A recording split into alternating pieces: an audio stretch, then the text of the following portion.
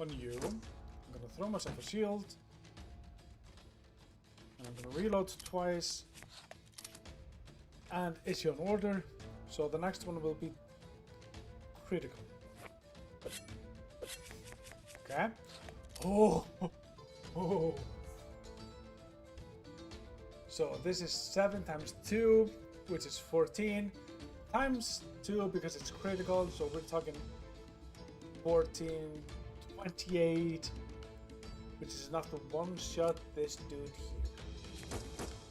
Bye-bye.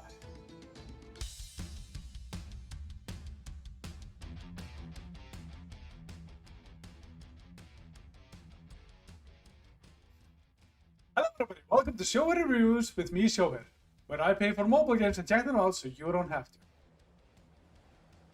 Today we're going to take a look at Pirates Outlaws and review it based on playability, microtransactions, length, design, and finally how much fun it actually is, but more on that later. Pirates Outlaws is a card game similar to Hearthstone but with a story, where you navigate the seas, fight over bits of land that contain treasures that you can trade in for other items to defeat the boss of the chapter. In Pirates Outlaws, you sail from isle to isle to the top of the map to challenge the boss. Oh no, not the boss! Not the boss! In the beginning of the game, you can choose your character. Okay. Hero. Oh, we can change the hero? Oh, but we're gonna need to do that with reputation. Based on 16 different characters, and according to the game's wiki, they all have different abilities and pre-made decks with more than 700 cards and 200 relics to collect. Not bad, huh? In Pirate Outlaws, you collect repute and gold in the game, which you can then use to open up other heroes, more challenges, levels, and more. Playability. This is where we rate the game based on how much you can play the game without the game constantly telling you what to do.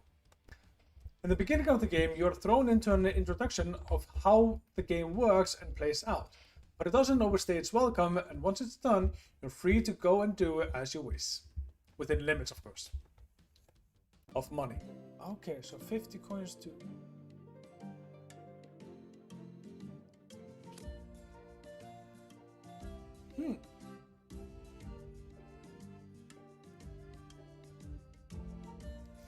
Yeah, I'm gonna...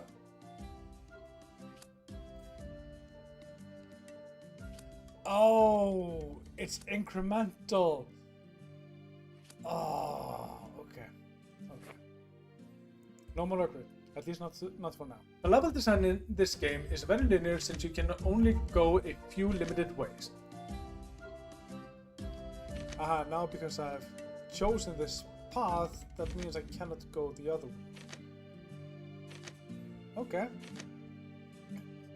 But you can also add in a few strategic things based on what you actually want to achieve in the level before facing the boss. Some might want to use the taverns more than the markets, while others might just want to travel to the islands as much as humanly possible. The replay value of this game is quite good since you want to check out the different heroes, their different abilities and skills and different decks and all of that. That being said though, in the beginning of the game, it's pretty much only 3 choices you can do. Fight enemies, trade in the market, or visit the tavern for upgrades. So it risks getting stale and boring down the line. This game gave me the feeling that when I was recording it, I didn't actually want to quit playing the game. Wow, this was fun. Oh, nice. I like this game. I like this game a lot. So yeah, I'm gonna leave this here. I am in love with this game. I honestly am.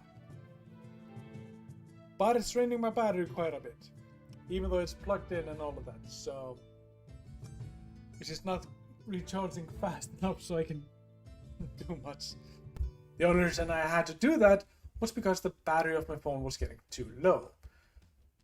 So for that reason, I'm gonna give this a solid 4.5. 0 microtransactions. This is where you take a look at the in-game store and/or ads given the price of the game. The heroes cost gold that you can earn in various ways, but mostly from killing bosses, which we love to see. You can also use that gold to upgrade the ship, health, as well as get better cards through packs. However, the rewards are small and the heroes on new levels cost a lot of gold and or repute. But the fastest way to get gold is unfortunately to buy them for actual cash. 2 times gold. Why, game? Why would you do this?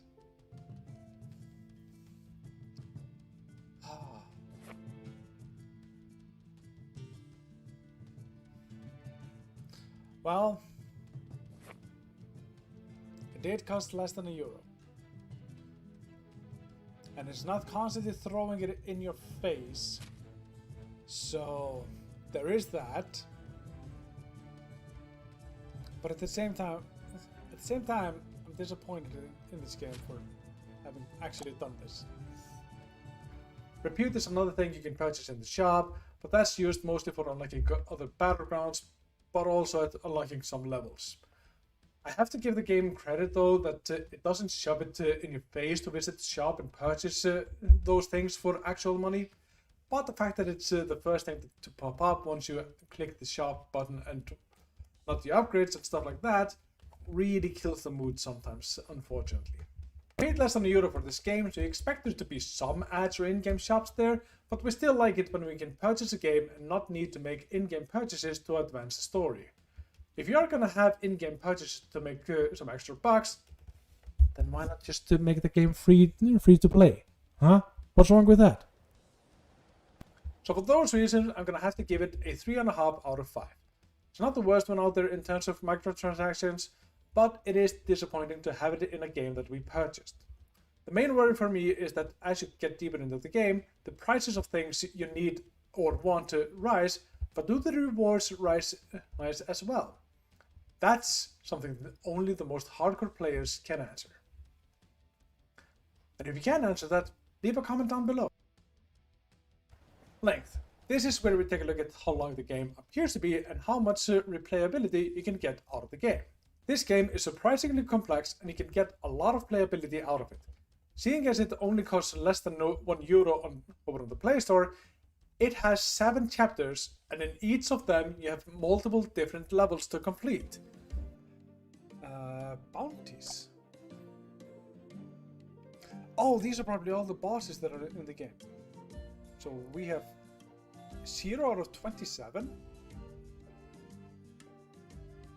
Not bad for a game that I paid less than €1. Not bad. Add to that are unlockable arena and tavern brawls that you can unlock in-game, making this game probably the most complex mobile game I have ever played so far, even outshining some of the more expensive ones I've played. Which says a lot, actually. Adding in that you can get replayability out of different heroes with different skills and abilities and different card decks and all of that, you can easily spend hours and hours on this game without getting bored. So for those reasons, I'm gonna have to give it a 5. You're probably gonna be more bored of your family before getting bored of this game. Don't quote me on that. Sorry, Mom. Design. This is where I take a look at the design of the game, art, user interface, music, and sound effects. I like the music already. The fact that this game even has music in it says a lot about how much thought has gone into this game. It's cheap, but it has beautiful graphics, good background music, and different battle music depending on what you're fighting. And if that's not all, it also has good boss music.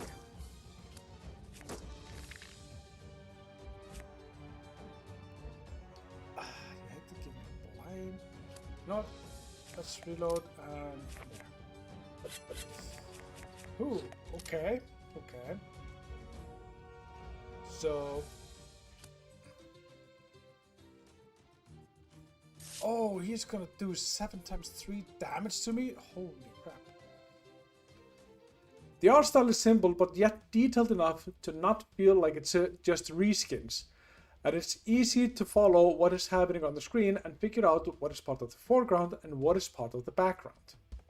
The skills and the abilities of this game also seem to have been thought out in detail, especially considering the price. For that, it has to get a 5. It's simply beautiful, or beautifully simplistic.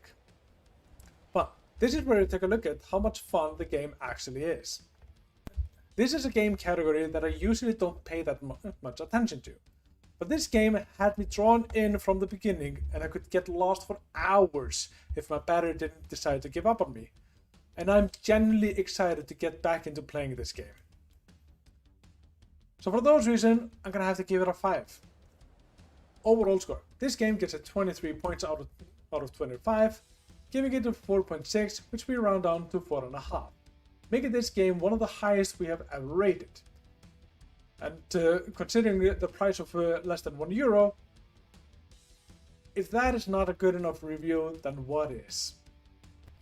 That's it for today. Thank you so much for watching. Don't forget to like, share, subscribe, and all of that nonsense. And I will see you in the next Sjoher reviews. Take care, everyone. Bye bye.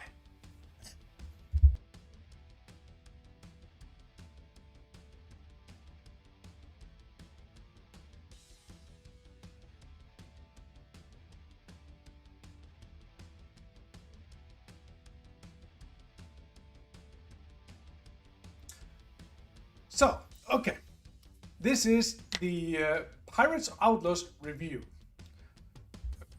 The review part of the Pirates Outlaws. You know what I mean. Also, I'm gonna rename it. Why am I? Pirate Outlaws is a pirate.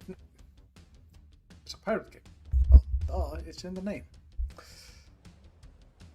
I don't have to repeat it. I still am.